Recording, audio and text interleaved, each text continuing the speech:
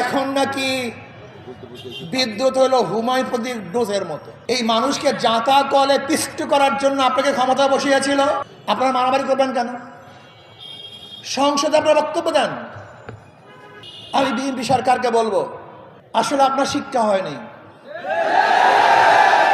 আপনার শিক্ষা হয় নাই। মাত্র কয়েকদিন আগে ঘটনা ঘটছে, মিঠা কথায় পেট ভরে না। ভার আমার বৈষম্য বিরোধী আন্দোলন, সে আন্দোলন কেন হয়েছিল? চাঁদার বিরুদ্ধে আন্দোলন হয়েছিল। কিসের বিরুদ্ধে? যেন বাংলাদেশে কোনো চাঁদাবাজি না থাকে। আন্দোলন কেন হয়েছিল? ঘুষের বিরুদ্ধে আন্দোলন হয়েছিল। বাংলাদেশ যেন ঘুষ মুক্ত দেশ হয়।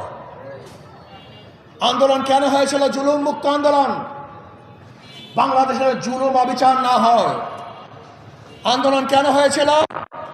ধর্ষণ মুক্ত বাংলাদেশ করার জন্য আন্দোলন হয়েছিল। আন্দোলন কেন হয়েছিল?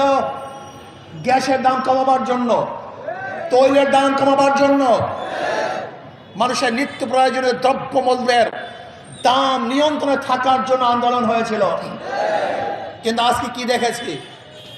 বিএনপি সরকার আসার পরই জানি না সাংবাদিকরা কতবার রিপোর্ট করেছেন, এতবার তৈলের দাম বেড়েছে, গ্যাসের দাম বেড়েছে, বিদ্যুতের মূল্য বেড়েছে।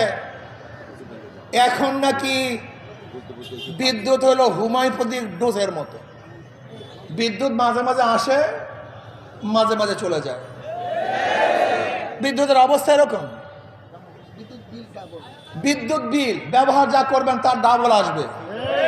আমি বিএনপি সরকারকে বলবো, এই মানুষকে জাঁতা কলে পিষ্ট করার জন্য আপনাকে ক্ষমতা বসিয়েছিল।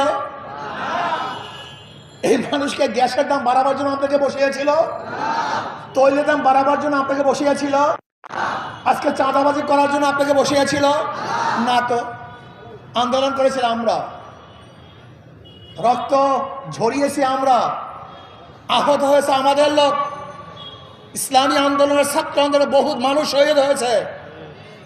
জীবনের মায়া ত্যাগ করে রাষ্ট্রকে তামির করার জন্য, গঠন করার জন্য, মেরামত করার জন্য হাজারো নিষ্পাপ সন্তানেরা, ছাত্ররা এই দেশকে তামির করার জন্য, মেরামত করার জন্য ঝাঁপিয়ে পড়েছিল। কিন্তু আজকে আবার কি দেখেছি? আবারও মারামারি। সরকারি দল বিরোধী দল আবারও মারামারি শুরু হয়ে গেছে। আপনারা মারামারি করবেন কেন? সংসদে আপনারা বক্তব্য দেন। বিরোধী দলের লোক সংসদে আছে, সরকারি দলের লোক সংসদে আছে। যদি কেউ অন্যায় করেন সংসদে ফয়সালা করুন, কিন্তু ক্যাম্পাসে কেন? নিরীহ জনগণকে হত্যা করবেন কেন? তাদেরকে অ্যাসাল্ট করবেন কেন? তাদেরকে হল ছাড়তে বাধ্য করবেন কেন? ভাঙচুর করবেন কেন?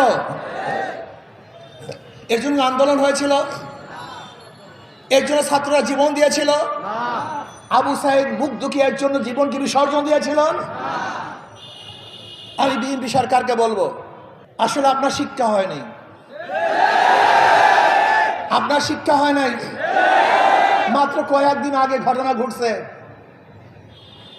আজকেও যদি আপনার শিক্ষা না হয়, কবে শিক্ষা হবে আমি জানি না, কবে আপনি রাষ্ট্র চালাতে পারবেন আমি জানি না।